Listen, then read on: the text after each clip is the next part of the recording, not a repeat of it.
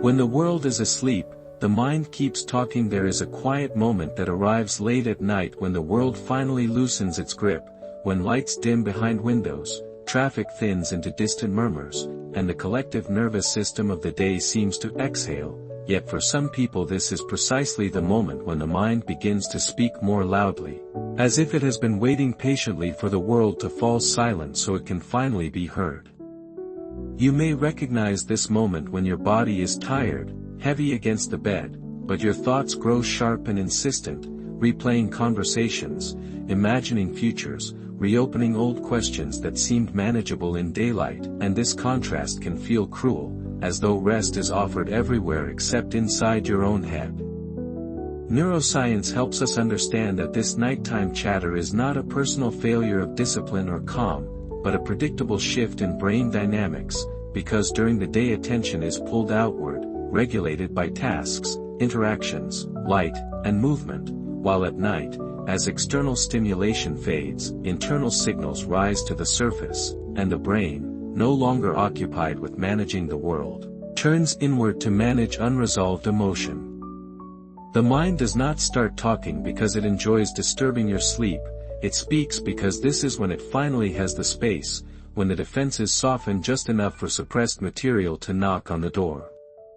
The limbic system, particularly structures involved in emotion and memory, becomes more influential at night, while the prefrontal cortex, responsible for rational filtering and reassurance, grows fatigued, and this imbalance allows thoughts to flow with less structure, less restraint, more feeling, like a river after a dam has been lowered.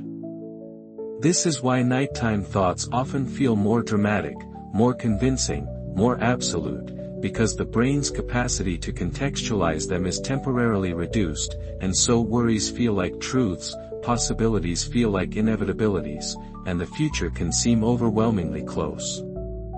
Beneath this mental activity there is often a deeper story, one that began long before this particular night, perhaps in a time when being quiet was not safe, when vigilance was required, when night itself carried uncertainty, and the nervous system learned to stay alert after dark, equating sleep with vulnerability. Even if your current life is stable, the brain does not operate solely in the present, it layers past experiences onto current sensations, and darkness, stillness, and solitude can unconsciously echo earlier moments of fear or loneliness, reactivating old patterns that were never fully resolved. The mind talks because it believes someone needs to stay awake to guard against something, even if it no longer knows exactly what.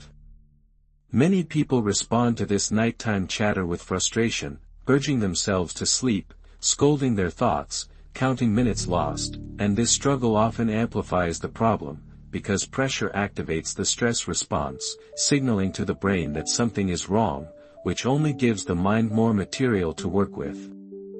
Trying to force silence is like telling a worried child to calm down without first understanding why they are afraid. The volume increases because the underlying need has not been met.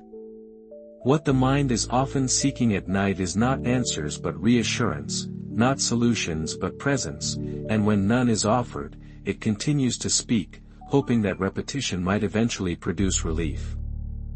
If you listen closely, you may notice that nighttime thoughts have a looping quality, circling the same themes of regret, anticipation, or self-criticism, because the brain is attempting to create coherence, to resolve emotional threads left unfinished during the day.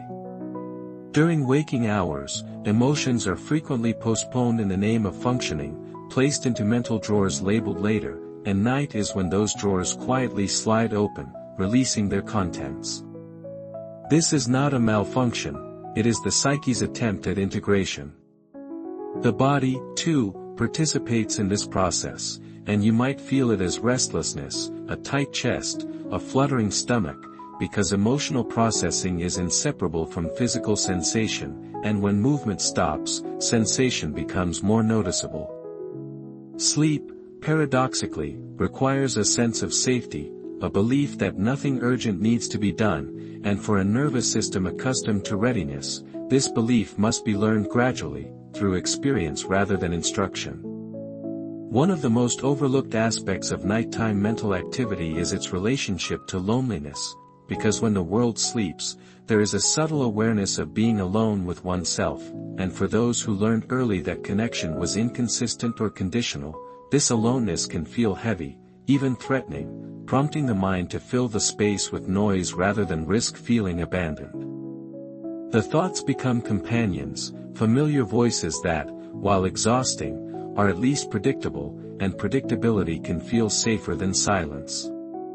From a compassionate perspective, the mind that keeps talking at night is not trying to sabotage rest, it is trying to maintain connection, to stay engaged, to ensure that you are not left alone with unprocessed feeling. When approached this way, the problem shifts from how do I stop my thoughts to how do I make it safe enough for them to rest. Safety, in the language of the nervous system, is communicated through gentle cues, slow breathing, warmth, consistent rhythms, non-judgmental attention, and perhaps most importantly, an internal sense of being accompanied rather than monitored. When you lie awake listening to your thoughts, there is an opportunity, subtle but powerful, to change the pattern, not by silencing the mind, but by altering your relationship to its voice, by listening without immediately following, by acknowledging without arguing, and by offering the kind of calm presence that the brain has been seeking all along. This does not mean indulging every thought, but allowing them to pass through awareness like whispers in a dark room, noticed but not interrogated, and in doing so, you begin to teach the brain that night no longer requires vigilance, that rest is permitted, that nothing terrible happens when you stop engaging every narrative. Over time, with repetition, the nervous system learns this lesson, and the mind's nighttime monologue begins to soften, not because it has been conquered, but because it has finally been understood as a signal of unmet safety rather than a defect to be fixed, and when this reframe quietly lands, something in the body often responds first, because the body has been waiting longer than the mind to be reassured. You may feel the breath deepen on its own, not forced, not counted, but naturally slowing as if it finally received permission, and this is how the nervous system learns, not through commands, but through experiences of gentleness repeated over time. The thoughts may still arise, because habits do not disappear overnight, yet their tone begins to change, less sharp, less urgent, like a conversation that no longer needs to convince you of danger. In this softened state, you might notice that the mind speaks in patterns rather than specifics, revisiting themes of worth, safety, belonging, or control, and seeing this can be quietly liberating, because it allows you to stop arguing with the content and start responding to the need beneath it. Instead of asking whether the thought is true, the nervous system is asking whether you are here with it, whether someone is finally listening without trying to correct or silence it. This is where night can transform from an enemy into a teacher, because in the stillness you can practice a different kind of attention, one that does not chase conclusions but rests in presence, offering simple acknowledgments like I see you, I'm here, you don't have to solve this now, and though these phrases may seem small, they carry a biological weight, signaling safety through tone and intention rather than logic. Over time, the brain begins to associate nighttime not with threat but with containment, with a sense that even in darkness there is support, and this association gradually weakens the old conditioning that linked night to vigilance. You may notice that emotions once buried under thought begin to surface more clearly, perhaps a sadness you never had time to feel, or a tenderness you learned to hide, and allowing these emotions to move through without judgment further teaches the system that feeling does not equal collapse.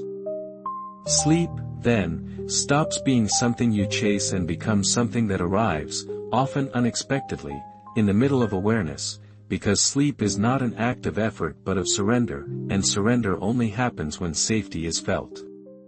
Even on nights when sleep remains light or fragmented, there can be a sense of rest in not fighting the mind, in letting thoughts come and go like distant voices while you remain anchored in the body, in the weight of the blanket, the warmth of the room, the quiet continuity of your own presence.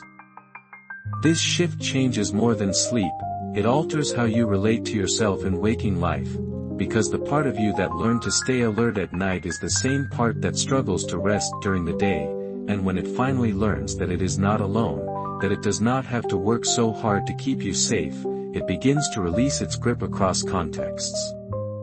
Gradually, the world feels less overwhelming, pauses feel less empty, and silence begins to carry a different meaning, not abandonment but spaciousness.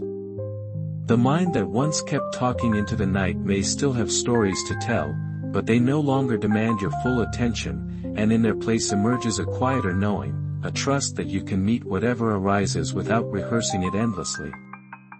This is not the absence of thought, but the presence of self, a grounded awareness that remains even as thoughts fade, and it is from this place that true rest grows, not just sleep, but a deeper rest that settles into the nervous system and reminds it, again and again, that the night no longer needs a guard. If this reflection brought you a sense of calm or recognition, you're welcome to share which moment stayed with you. And if you'd like to continue exploring these neuroscience-rooted paths toward gentler living, you're invited to follow along.